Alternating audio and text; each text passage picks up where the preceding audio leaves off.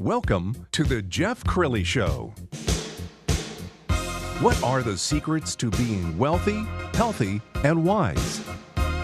For the next hour, Jeff goes beyond the headlines to discuss what's trending with today's movers, shakers, and newsmakers.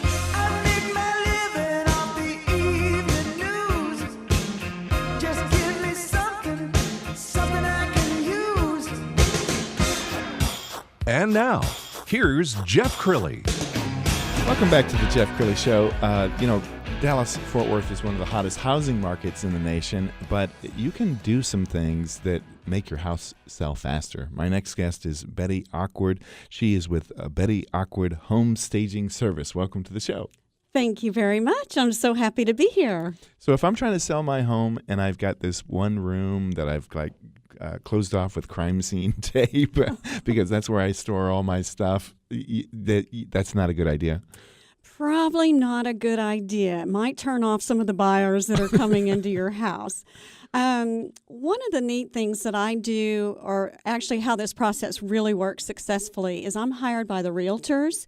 And so they've had a chance to explain to the seller a little bit about what is needed to get their house ready for market, so that by the time I come in, they have a little bit of an idea of what I'm going to be doing. And then I explain to them that really what I'm there for is to photo style their house and get it ready for photography.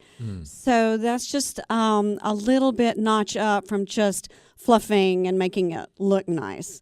But there are, special things that we can do to get the house ready along the way and get it ready for showings as well. So for somebody who's never used a home stager before, they've watched these TV shows. Do you come in and take all of their stuff and move it out and bring in new furniture, or how does your process work? No, actually, I'm in that special little niche where I harvest what the seller has in the home, and I make it work. And if there really is nothing there to work with, then there are other things that I suggest to them to add to it, like fruit. My big concern is color pops because, remember, I'm focusing on the photography. The online presentation is the first showing, and that's what drives traffic to the house. So I'm paying attention to camera angles and where color pops need to be. So if they really don't have color in their home, they don't have a throw that I can find in a closet or pillows or whatever, we go organic. Plants and fruits, clipped flowers from outside, anything that we can do to bring color into that home. And, I'm always recommending, buy some green apples. Let's get some lemons in here. Let's get some Pellegrino water bottles. Right. All those things add beautiful color to the photos and make for a very nice presentation. I've been told by some realtors that they will bake chocolate chip cookies right before a showing or something like that. I have been into homes where I walk in and it just feels cold. It doesn't feel like home. So what is it that we're picking up on when we walk in and we say, wow, this feels like home? That's very interesting. Actually, as far as fragrance goes, I am specific to mention to the seller, not to have too many artificial fragrances in the home because some people are sensitive. Mm-hmm. The cookie thing is great, especially during the holidays. But, it's interesting. There's a lot of psychological things that go on in the home with the placement of the furniture.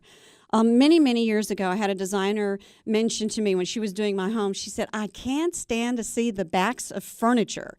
And that never dawned on me before, but I've always remembered that. And so I never have the backs of furniture. I can't say never, but most of the time I try not to have the backs of the furniture facing the buyer when they're coming into the home because it creates a psychological block.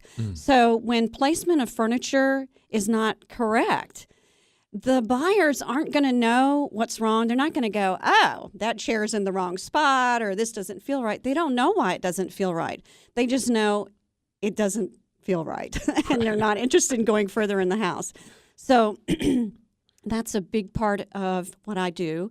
And my job is to make sure to eliminate any possibility of psychological blocks. Got it. Furniture, blocking flow, that kind of thing. And I know you're giving a presentation these days to realtor groups called Reaching the Uncooperative Seller. Tell us about that talk. Yes. Well, through the years, I've learned that there's a lot of fear that can be masked by the sellers. So what I've done is developed a language for them that is where I can reach them and to where they feel comfortable and where they can trust me. So I create a lot of word pictures for them. If they're a very logical kind of person, then I become a chameleon and I communicate to them with a lot of facts. If I see that they are sort of objecting to certain suggestions that I have, then that tells me that they're still attached to the home. So I work very hard at trying to really listen to what they're saying and listen for those hidden cues as to what's really going on with them. And that's the kind of information that I'm sharing with realtors because it's been successful for me. There's been plenty of times I've come into a home and the client has got crossed arms and, which sends me the message that they're not quite on board. They think I'm going to come in and judge their decor. And by the time I leave, we're hugging. So somehow or another, I've reached them. And I really believe it's the language that I use. I never use the word clutter because their things are not clutter. They're wonderful for them.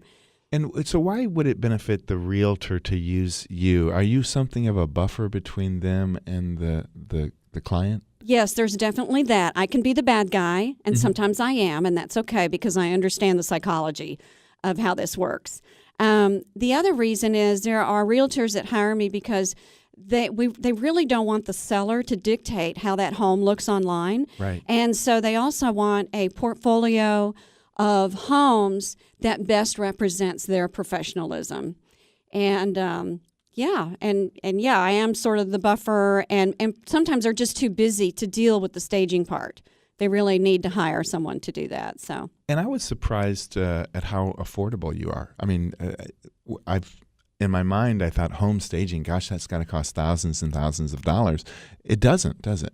Well, it depends what type of staging. Definitely when you're bringing in furniture, a lot of the realtors today that are offering vacant staging services, they're renting the furniture or they have it in their warehouses, and that furniture has to stay there for a certain period of time. And that is a lot more experience. It is a lot more expensive because I'm coming in, like I said, and harvesting what the homeowner has and making it work and using design and photo styling techniques to get a finished product, then it's just a matter of how long is it going to take me. And so I'm really much more at an hourly rate than a big square footage. Have you ever seen any numbers or statistics on how long a home stays on the market if it has not been staged versus one that's been staged? Is there a significant difference? Yes, definitely, and it's especially noticeable in your vacant homes.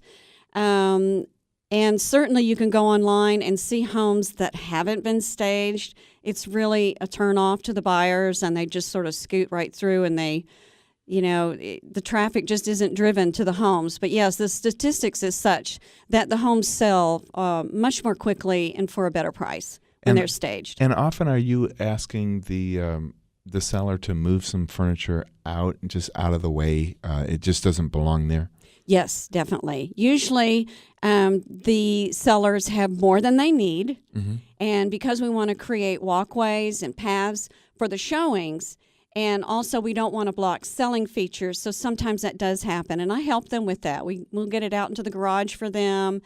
Sometimes we use a spare bedroom that isn't going to be photographed. Yes. And if they have a lot of extra accessories and decor, we can just put all that in the spare bedroom. And then when the showing happens, people come in and peek in and they go, oh, it's a bedroom. Okay. And the door is closed and on they go. Usually if there's a lot of bedrooms, you can do that. So. And then will you sometimes suggest painting or like okay, there's nothing I can do with this lime green room that's going to make this thing look good. So, I mean, tell us more about your service. Yes. Well, a lot of times, of course, the realtor has already mentioned that to them. Mm-hmm. And if I come in and I see that the room hasn't been painted, it's a really, like you said, lime green color. If it's a kid's room, I say, hey, let's make it work. But if it's not a kid's room, I do tell them or recommend that they paint it to a neutral color. Creams or grays are always best. Buyers like light and bright. And if they're willing to do that, then that is a strong recommendation that I have to change the paint color. Well, so how do people get a hold of you? Well, I have a fabulous Facebook page. It's Betty Ockwood Home Staging Service. And my phone number is 469-261-9228. And spell Ockwood. It's like Lockwood with no L. It's O-C-K Wood. Betty Ockwood. Awesome. Well, thank you so much for being on the Jeff Crilley Show. Thank you very much. When we come back, we're going to be talking about business skills that every millennial needs to know. That's next on the Jeff Crilley Show.